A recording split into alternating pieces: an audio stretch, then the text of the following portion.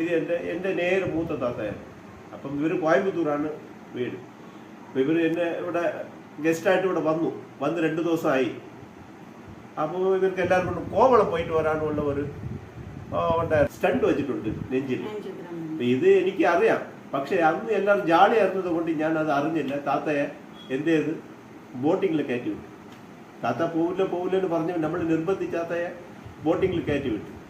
ബോട്ടിങ്ങിൽ കയറ്റി വിട്ടപ്പോൾ താത്താക്ക് മറ്റേ ബോട്ടിങ് അടിച്ചടിച്ച് കയറിയപ്പോൾ താത്താക്ക് നെഞ്ചൊക്കെ ഡിസ്റ്റർബായി. നെഞ്ച് അങ്ങനെ കട്ടിയായി. പിന്നെ ഫേസ് എല്ലാം ഇരുണ്ട്, കണ്ണൊക്കെ അടച്ചു. കണ്ണടച്ചിട്ട് താത്താക്ക് ഒരുപാട് വയ്യാതായിപ്പോയി.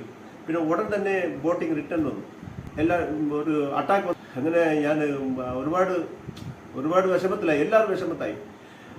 പിന്നെ എന്ത് ചെയ്ത് താത്തയെ വിളിച്ചിട്ട് എന്ത് ചെയ്തെന്ന് വെച്ചാൽ അവർ അനങ്ങുന്നില്ല. പിന്നെ ഞാൻ എന്ത് ചെയ്ത് നേരെ ആശുപത്രി കൊണ്ടുപോകാന്ന് വിചാരിക്കും. മഴ ആട്ടോക്കാരൻ എന്ത് ചെയ്ത് നേരെ വീട്ടിൽ കൊണ്ടുവന്നു. എന്ത് ചെയ്തെന്ന് ചോദിച്ചാൽ താത്ത അനങ്ങുന്നില്ല, സംസാരമില്ല, ഒന്നുമില്ല. ബോഡിയെല്ലാം കംപ്ലീറ്റും ഒരു വിറച്ചതുപോലെ ഇങ്ങനെ ആയിപ്പോയി. ഞാൻ എന്ത് ചെയ്ത് വന്നതും എന്തായിക്കോട്ടെ എന്ന് പറഞ്ഞിട്ട് ഈ റിസ്റ്റ് ബാൻഡ് എടുത്ത് ഞാൻ താത്താറെ കയ്യിൽ കെട്ടിക്കൊടുത്തു. താത്താറെ ഒരു മാറ്റം വന്നു. അപ്പോൾ ശരി എന്തായാലും ആയിക്കോട്ടെ എന്ന് പറഞ്ഞ് ഞാൻ തലയിൽ കെട്ടുന്നതെടുത്ത് വീട്ടിപ്പുറത്തെ കയ്യിൽ ഒരെണ്ണം കെട്ടിക്കൊടുത്ത് എൻ്റെ ബെഡുണ്ട്, ആ ബെഡിൽ തന്നെ താത്തയെ കിടത്തിയപ്പോൾ താത്ത ഒരു ചെറിയ ഒരു മാറ്റം വന്നു. പിന്നെ ഞാൻ എൻ്റെ സുഹൃത്ത് നസീറെ വിളിച്ചു. നസീർ ഭായ് ഇങ്ങനെയാണ് ഇരിക്കുന്നത്. അപ്പം നസീർ ഭായ് പറഞ്ഞു, ഭായ് താത്തയെ ഇരുത്ത് താത്തയെ കൂടെന്ന് പറഞ്ഞു. നമ്മുടെ ഈ ബയോട്ടിൽ വെള്ളം കൊടുത്തപ്പോൾ താത്ത വെള്ളം കുടിച്ചപ്പോൾ ചെറിയ ഒരു മാറ്റം കണ്ടിന്യൂ വന്നുകൊണ്ടിരുന്നു. പിന്നെ എന്ത് ചെയ്ത് നസീർ ഭായ് എൻ്റെ പറഞ്ഞു, ഭായ് ഈ വലത്തെ മുക്ക് അടിച്ചിട്ട് ഇടത്തെ മുക്കിൽ ശ്വാസം എടുത്ത് വിടാൻ വേണ്ടി പറഞ്ഞപ്പോൾ ഈ വെള്ളവും കൂടും പറഞ്ഞു. വെള്ളവും കൊടുത്ത പിന്നീട് അൽഹംദുലില്ലാ താത്തയുടെ ഈ നെഞ്ചിലുള്ള കട്ട എനിക്ക് ഞാൻ ബോട്ടിലിருந்து ഇറങ്ങുന്നതും എൻ്റെ ഉടമ്പും அப்படி கண்ணൊക്കെ ചെറുതായി, கண்ணൊക്കെ சின்னதா மாறிடுச்சு. சின்னதா மாறவும் இந்த ஷோல்டர்லாம் அப்படி தொங்கி போச்சு. எனக்கு என்ன செய்யணும்னு தெரியல. அப்படியே நடக்கவே முடியல. நடந்தா அப்படி ஒரு பக்கம் இழுத்துக்கிட்டே போகுது. அப்புறம் என்ன பண்ணலான்னா, அப்புறம் இது என் தம்பியானு அப்புறம் இவ்வளோ வந்து அப்படியே அமுக்கி விட்டுது. இப்போ கொஞ்சம் கண்ணு திறந்ததும் சரி நமக்கு வீட்டுக்கு போகலாம் அப்படின்னு சொல்லி வீட்டுக்கு ஆட்டோவில் ஏறினதும் எனக்கு சரீரம் ஃபுல்லும் போய் ഈ ഭാഗത്ത് നെഞ്ചൊക്കെ அப்படி கட்டையாயிட்டு ஏற்கனவே ஸ்டெண்ட் வச்சுட்டு. அப்போ சரி நம்ம எதுக்கும் வீட்டுக்கு போகலாம் அப்படின்னு வீட்டில் வந்து போட்டால் எனக்கு ஒன்றுமே தெரியும். கண்ணு சின்னதாக போயிடுச்சு, கண் அடைஞ்சிருச்சு. இந்த இதெல்லாம் மறுபடியும் வந்து இப்படி ஏற கட்டிச்சு, இவ்வளோ கட்டையாகி பின்னாடி ஷோல்டர் தொங்கி போச்சு. கை தூக்குனா கை கீழே வந்து விழுந்து.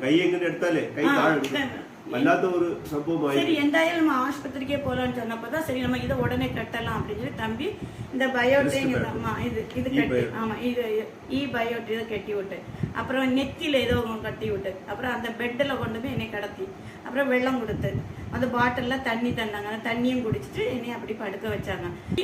கொஞ்ச நேரத்துல ஒரு சுறுசுறுப்பு எனக்கு உள்ளுக்குள்ள அப்படி தெரியுது. எப்படி நல்லா படுத்து கிடக்குறேன். எனக்கு அந்த மயக்கம் எல்லாம் அப்படி போகுது. ஷோல்டர் எல்லாம் அப்படி சரியாயிருச்சு. எனக்கே தெரியுது. அப்படி இந்த ஷோல்டர் சரியாயிருச்சு. அப்புறம் இந்த கட்டை எல்லாம் அப்படியே நார்மல் ஆகிட்டே இருந்துச்சு. அப்புறம் பின்னாடி அது குத்துற அப்படி சுளுக்குன்னு குத்திட்டு இருந்தது எல்லாமே. ഒരു അറ്റാക്ക് വരുമ്പോൾ എങ്ങനെ സംഭവിക്കും, അതൊക്കെ അറ്റാക്ക് വരുമ്പോൾ മറ്റേ ശരീരം அப்படி சரியா போச்சு. அப்புறம் கை மேல தூக்கியா தூக்கி சரியா நல்லா தான் இருக்க. ஒண்ணுங்க நல்லா தூங்கி அந்த பயோட்ரிமா அந்த பெட்டில் படுத்த பின்ன எந்திக்கும் போது எனக்கு பசி வந்து நானாவே எந்திரிச்சு வந்து என்ன யாரும் பிடிக்கல. ஃபர்ஸ்ட் எல்லாரும் തന്നെ പിടിച്ച് அந்த കട്ടിലിൽ കൊണ്ട് പടുത്തിട്ട് அப்புறம் ഈ അറ്റാക്ക് വന്നപ്പോൾ നിങ്ങൾക്ക് എന്ത് ഫീൽ ഉണ്ടായി? നിങ്ങൾ இதுக்கு முன்னாடி எனக்கு அட்டாக் வந்த அதே ஃபீல் தானே ഇപ്പോൾ ഉണ്ടായി. ഏற்கனவே സ്റ്റെൻഡ് വെച്ച് മരിച്ചു പോകും എന്നുള്ള ആ ഭയം വന്നു. നടക്കൂല ഇനി മരിച്ച് അങ്ങനെ എല്ലാവരും കരയാൻ തുടങ്ങി. പിന്നെ നമ്മുടെ ഉള്ള ആള് എന്തെങ്കിലും ഇനി വീട്ടിൽ എന്നെ വിളിച്ച് പറഞ്ഞോന്ന് പറഞ്ഞു. എനിക്ക് ആകെ ഞാൻ പേടിച്ചു പോയപ്പോ നമ്മൾ ഈ സാധനം വെച്ചപ്പോ സംഭവങ്ങള് റെഡിയായി. അപ്പൊ എനിക്കൊരു വിശ്വാസം വെള്ളം എടുത്ത് കൊടുത്തു. വെള്ളം കുടിച്ചപ്പോ ആണ് റെഡിയായി. പിന്നെ ഈ ശ്വാസം എടുത്ത് വലിച്ച് ഈ ബയോട്ടോറി എന്ന പ്രോഡക്റ്റ് എനിക്ക് നല്ല പറ്റി. നിങ്ങൾക്ക് റിസൾട്ട് ആയി. നിങ്ങൾ ആദ്യമായിട്ടാണ് ഇത് യൂസ് ചെയ്യുന്നത്? എനിക്ക് പറ്റി ഒന്നുമേ தெரியாது.